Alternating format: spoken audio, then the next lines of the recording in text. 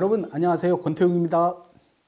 코로나19가 장기화되면서 매출 감소로 어려움을 겪고 계신 소상공인 분들이 많으실 텐데요. 오늘은 창업을 했는데 상황이 어려워져 폐업하고 업종 전환이나 재창업의 기로에 있는 소상공인 분들이 고민을 들어보고 업종 전환 성공 사례를 통해 재창업의 희망을 공감하는 시간을 가져보겠습니다.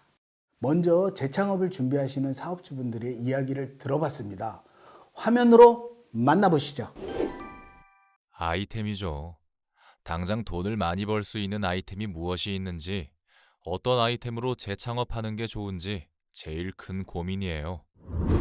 어떤 방법으로 업종을 선택해야 안정적일까요?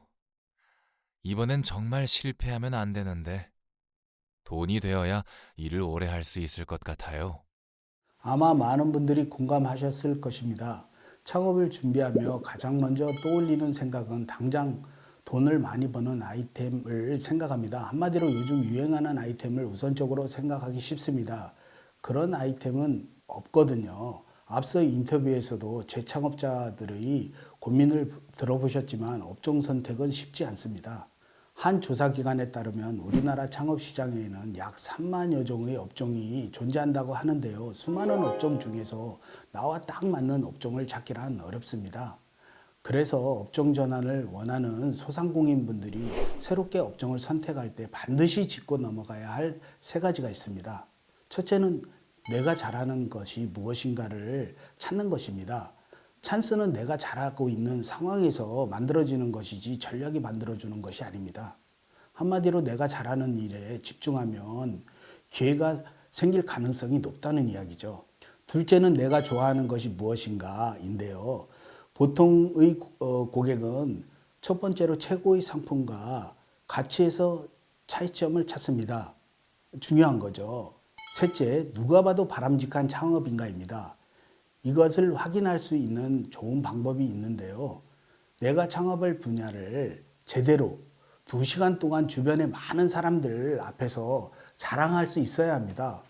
왜 좋아하고 어떤 점이 특별하게 다른지 청중의 머릿속에 그림이 그려지듯 이야기할 수 있는 창업이라면 확실히 준비된 바람직한 창업이라고 할 수 있습니다. 재창업을 하실 때 이 세 가지는 별것 아닌 것 같지만 성공의 가늠쇠가 되는 중요한 포인트가 된다는 점 기억해 두시면 좋겠습니다. 자, 업종을 선택한 후에는 그 업종을 평가해야 하는데요. 그 업종을 평가하는 기준을 5가지 정도로 정리할 수 있습니다. 첫 번째는 투자 대비 수익성입니다. 1억을 투자했는데 3부이자 정도 약 300만 원 정도 생각하면 좋을 것 같습니다. 두 번째는 아이템 평가와 수명입니다. 소비자가 아이템을 평가하고 반복 구매를 해야지만 아이템 수명까지도 결정되는 거거든요. 세 번째는 창업자의 만족도입니다. 안전적인 매출과 편안한 운영을 체크해 창업자의 행복지수와 행복지수를 함께 확인해야 합니다. 네 번째는 아이템의 위험 요인 분석입니다. 모든 아이템은 망할 수 있다는 사실을 명심해야 합니다. 다섯 번째는 매장 활성화 포인트 체크입니다. 이렇게 객관적인 평가를 거치게 되면 재창업 진행 도중 어려움에 부딪히더라도 스스로 판단과 평가 등 다양한 대처 방안과 시스템 구성에 힘쓸 수 있게 됩니다. 한마디로 상권과 입지가 비슷한 곳에서 같은 업종의 변화를 조심스럽게 관찰하다 보면 크고 작은 실마리를 찾을 수 있다는 이야기죠. 자, 이렇게 하면 모든 것이 완벽한 것 같지요. 그런데 지금까지 말씀드린 것은 코로나19 전 창업 이야기입니다. 지금은 코로나19 때문에 환경이 많이 달라졌어요. 그렇다면 창업은 어떻게 변했을까요? 마이크로소프트사 CEO 사티아 나델라는 코로나로 2년에 걸릴 변화가 최근 2개월 만에 일어나는 것을 목격했다고 했습니다. 창업의 변화도 크게 다르지 않은데요. 코로나 전까지는 내가 잘하는 것, 내가 좋아하는 것, 누가 봐도 바람직하다고 생각되는 업종을 찾아서 일하는 것이 최고의 창업 가이드였지만 이제는 잘하고 좋아하는 것을 넘어 한 번 더 색다르고 신비감 있는 아이디어를 생각해내야 합니다. 예를 들어 스마트폰 시리즈는 계속 변하죠. 상상 이상의 새로움으로 무언가 눈에 보이는 꾸준한 변화가 이루어져야 한다는 것입니다. 좋아하는 것에서의 조금 더 깊어진 발견이 필요합니다.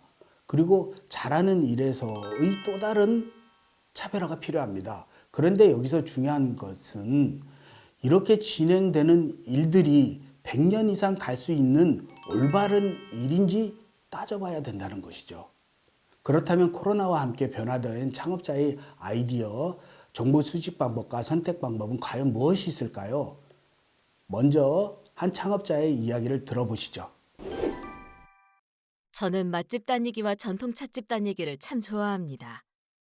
방학 기간에 전국의 맛집과 전통 찻집을 다녀오기 위해 정리를 하다 보면 시간이 너무 빨리 지나가서 배고픈 생각도 잊은 채 무언가에 홀린 듯 빠져들죠. 때로는 모든 걸 잊고 밤을 새울 정도입니다. 그래서 전 지금 하는 업을 내 인생의 소명이라 생각하고 즐겁게 하고 있습니다. 이야기를 들으면서 느끼셨나요?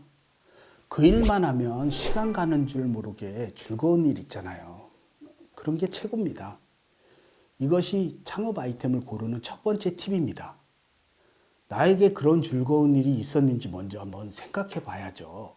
그런 일이 있다면 정말 최고의 아이템이 될 수 있습니다. 이어서 다른 창업자의 이야기를 들어보겠습니다. 우리가 살아가면서 특별히 경험한 것들 중 가장 기억에 남는 것을 적어보세요. 저 같은 경우는 그렇게 해서 창업 아이템을 정했거든요. 대중이 접하기 어려운 경험을 이야기하는 것이 아니고요. 가벼운 생각으로 들어갔다가 특별한 경험을 했던 곳들을 생각하면서 연출하는 것도 좋은 방법인 것 같아요. 창업 아이템을 고르는 두 번째 팁은 바로 내가 경험한 것 중 자신감 넘치는 분야, 그 중에서 특별히 기억에 남는 일입니다. 여러분, 그런 일이 있으신가요? 그 일을 발견하셨다면 축하드립니다. 창업 아이템을 고르는 것에 성공하신 것입니다. 여기서 한 가지 팁을 더 드리자면 창업 관련 도서를 선택하는 방법입니다. 초보 창업자분들이라면 수많은 서적 중에서 창업 전반의 절차나 핵심 요소들을 소개하는 종합 안내서부터 읽어보시는 것을 권해드리고 싶습니다. 책을 보면 기본 계획의 정리 방법을 쉽게 확인할 수 있습니다. 기본 계획의 정리된 창업과 정리되지 않은 창업의 차이는 너무나 크기 때문입니다. 정말 어렵고도 복잡한 창업이지만 이렇게 여러 가지 아이디어와 정보 수집 방법이 있으니 목표를 위해 조금 더 진지한 노력이 필요합니다. 그리고 꼭 생각해야 할 것이 또 하나 있습니다. 바로 창업자의 스타일입니다. 창업자의 스타일은 재능에 따라 영업형과 관리형으로 구분할 수 있는데요. 두 가지 재능을 다 소유한 분이라면 어떤 아이템도 소화 가능하지만 만약 영업력이 부족하다면 특별한 영업력이 없어도 판매하는 상품이나 큰 간판에 상품이 보이면 찾아올 수 있는 상품군으로 창업을 하는 것이 좋습니다. 편의점, 철물점, 정육점 등 필요하면 찾아와 물건을 구매할 수 있는 아이템을 선정하는 것이 창업자 스타일의 중요한 포지션 중 하나입니다. 만약 창업을 했다가 업종을 전환하여 재창업하게 되었을 경우 중요한 것은 무엇일까요? 아이템 선정이 중요하겠죠. 다시 실패하지 말아야 하니까요. 그때 아이템을 선정하는데도 전략이 필요합니다. 예를 들어 볼까요? 야심차게 창업을 진행했지만 매월 적자로 인해 고민 중인 A씨의 이야기입니다. 전형적인 예로 연예인과 함께 매운 쭈꾸미라는 단일 메뉴 전문점을 오픈하였지만 연령대가 높은 주택상권 2층의 90평 매장을 선택한 경우가 있었습니다. 결과적으로 상권과 전혀 맞지 않는 곳에서의 창업으로 월 2천만 원 가까운 적자를 보게 된 것이죠. 그래서 그분은 업종을 전환하게 되었고 연령대 높은 분들이 좋아하는 힘과 건강이라는 한정식 컨셉으로 재창업해서 현재는 안정적으로 많은 수익을 내고 있습니다. 이렇게 성공할 수 있었던 이유가 무엇일까요? 일단 상권을 다시 분석해 컨셉을 전혀 다르게 잡은 것이 가장 큰 성공 요인이었다고 할 수 있습니다. 그러니까 만약 재창업을 하려 한다면 가장 신경 써야 할 것이 바로 상권 분석과 컨셉입니다. 자, 그럼 먼저 상권 분석 어떻게 해야 할까요? 사례를 만나보시죠. 40대 갑자기 회사를 퇴직하고 막막한 심정에 창업 아이템을 찾기 시작했습니다. 이것저것 고민하다 문득 와이프의 음식 솜씨라면 충분히 가능할 거라는 생각으로 삼겹살 전문점을 시작하게 되었습니다. 저희 부부는 아르바이트생 한 명을 두고 30평 매장에서 주방과 홀을 담당하며 휴무 없이 오전 11시부터 새벽 2시까지 강행군으로 업을 진행하였습니다. 처음 오픈 후 약 2개월간 동안은 세상 부러울 것 없이 열심히 돈을 벌었습니다. 그런데 2개월 후 단골 손님들 발길이 끊어지면서 월 매출 500만 원 선으로 떨어지고 말았습니다. 그 금액으로는 사실 재료비와 관리비, 인건비 등을 지출하고 나면 매월 적자입니다. 창업 당시 처갓집에서 빌린 돈과 대출금 이자 등 상환에 대한 부담까지 겹쳐 6개월 만에 적자만 2천만 원 이상 늘었습니다. 그저 죽고 싶은 심정입니다. 가족의 생계가 달려있는 업을 꼭 좀 도와주십시오. 어떤 창업 아이템이든지 주변 상권 분석이 중요한데요. 상권 분석을 할 때는 내 가게만 신경 쓰면 안 되고 주변을 잘 둘러봐야 합니다. 만약 이 사례처럼 고기 전문점으로 재창업을 해야 한다면 상권 분석과 함께 지역 소득 수준에 따라 상차림과 고기 품질의 차별화를 신경 써야 합니다. 소득 수준이 낮은 지역에서는 저렴한 가격대의 육류를 준비하고 다양한 밑반찬을 제공한다면 효과가 있습니다. 반대로 소득 수준이 높은 상권에서는 고품질의 육류로 품질부터 차별화하는 것이 핵심입니다. 그리고 상권별로 테이블과 좌석 배치도 다르게 하는 것이 좋은데요. 유흥가나 먹자골목 상권의 경우에는 직장인과 친구, 연인 등의 다양한 고객 모임으로 한자리에 오래 모이지 않고 빨리 장소로 옮기는 것이 특징입니다. 그래서 단체 손님 등을 받을 수 있도록 편안한 좌석 배치가 중요합니다. 반면 주택가라면 가족 단위가 많기 때문에 한자리에서 다양한 메뉴를 즐기는 경향이 있습니다. 테이블 크기와 간격, 공간 배치에 신경 쓰는 것이 좋은 대안입니다. 특히 외식 산업은 입지 산업이라는 이야기가 있듯이 입지와 상권이 매우 중요한데요. 우리나라의 객관적인 상권 정보는 소상공인 상권 정보 시스템을 이용하시면 좋습니다. 이 홈페이지에서는 인구, 직업, 학교, 교통 등 업종별 상권 분석을 제공받을 수 있습니다. 이 상권 시스템을 잘 활용하셔서 누가 언제 어디서 무엇을 왜 어떻게까지 객관적으로 정리된 자료를 쉽게 확인하시는 게 도움이 될 것입니다. 이것은 누구나 다 알 수 있는 정보죠. 그럼 여기서 주관적 경험치로 보는 상권 분석으로 상황을 파악할 수 있는 팁을 알려드리겠습니다.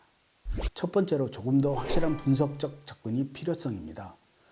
선택 아이템의 동종업종 중 잘 되는 매장이 직선거리로 50m 이내에 두 곳 이상 있다면 그것은 고객과 수요가 있다는 이야기입니다. 이때는 조금 더 확실한 분석적 접근이 필요합니다. 먼저 판매 금액과 반찬 구성, 메뉴의 담음새, 연령대, 남녀 성비, 고객 이용 시간, 점심과 저녁의 고객 수요 등을 따져보며 기본 분석과 함께 경쟁력을 정리할 수 있어야 합니다.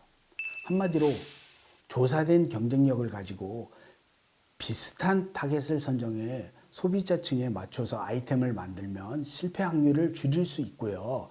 여기서 핵심은 틀림없이 직선거리로 50m 이내 두 곳 이상 정리해야 되는 것이 포인트입니다. 상권 분석 상황 파악할 수 있는 팁 두 번째는 전면이 넓고 계단 높이가 낮아야 합니다. 작은 계단 몇 칸이 엄청난 불편함과 고객의 소비 심리를 위축시키거든요. 이게 얼마나 부담을 주는지 사업을 진행하지 않으신 분들은 모르실 것입니다. 계단 없이 이용할 수 있는 매장이 가장 좋은 매장이며 계단이 있는 1층이라면 1.5층으로 정리해야 합니다. 상권 분석 상황 파악할 수 있는 팁 세 번째로 브랜드의 정리는 간판이 합니다. 먹자 상권 안에서는 다양한 서체로 자신의 개성을 노출할 수 있습니다. 차량 이동이 가능한 도로변이나 주택가라면 고딕 계열의 브랜드 서체를 이용하시는 것이 효과적입니다. 주택가에서는 아이들도 브랜드와 브랜드에 담긴 상품의 뜻을 한눈에 이해할 수 있는 매장의 수요가 더욱 증가되며 소비층도 다양해집니다. 상권 분석 상황 파악할 수 있는 팁 네 번째는 다양한 상권의 특징을 파악하는 것입니다. 많은 창업자들이 치열한 일반 상권에서의 외식업 대신 특수 상권을 생각합니다. 하지만 각 상권의 특징을 아는 것이 우선입니다. 주말에 사람들이 가족 단위로 오시면 주거 상권, 다양한 1차, 2차, 3차 나이트까지 모여있는 유흥 상권, 더 이상 뻗어나갈 수 없는 딱 갖춰진 밀집 형태의 항아리 상권, 오피스와 주거가 함께 있어 매일 손님이 많은 복합 상권 등이 있습니다.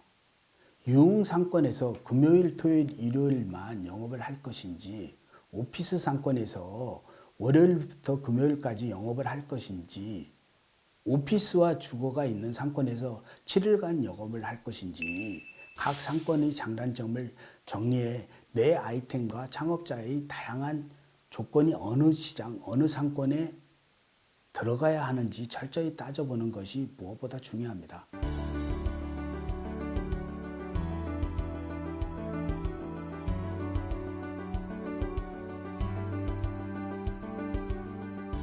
자, 이번에는 컨셉을 어떻게 잡아 성공했는지 사례를 들어볼까요?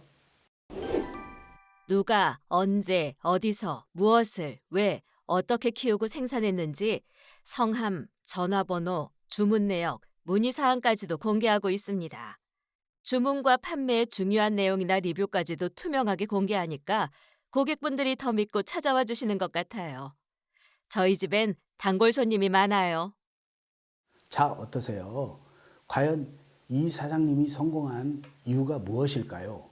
바로 인정받는 상품입니다. 누구나 인정하는 확실한 상품이라면 고객은 꾸준히 선호합니다. 그래서 한 번 찾아온 손님이 단골 손님이 되는 것이고 그 입소문을 통해서 또 다른 고객층이 형성되는 거죠. 창업 아이템을 선택하고 나면 그 아이템을 계속 연구하고 내가 선택한 상품을 분석해서 구성을 잘해야 합니다.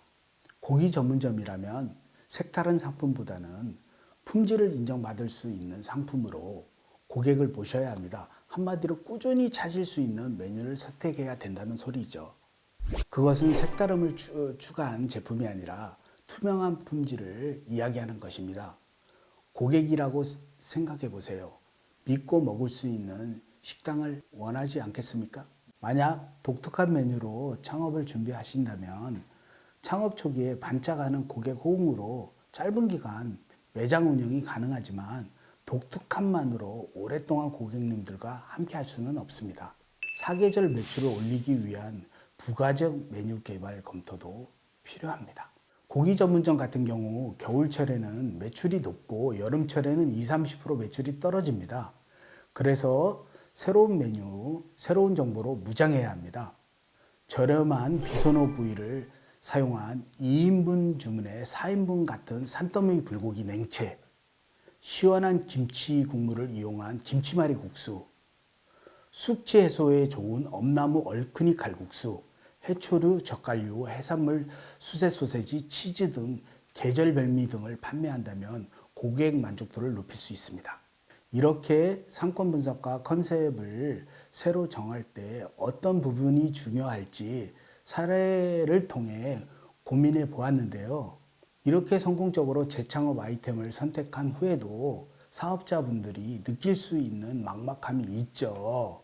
그 막막함을 지원받을 수 있는 방법이 있습니다.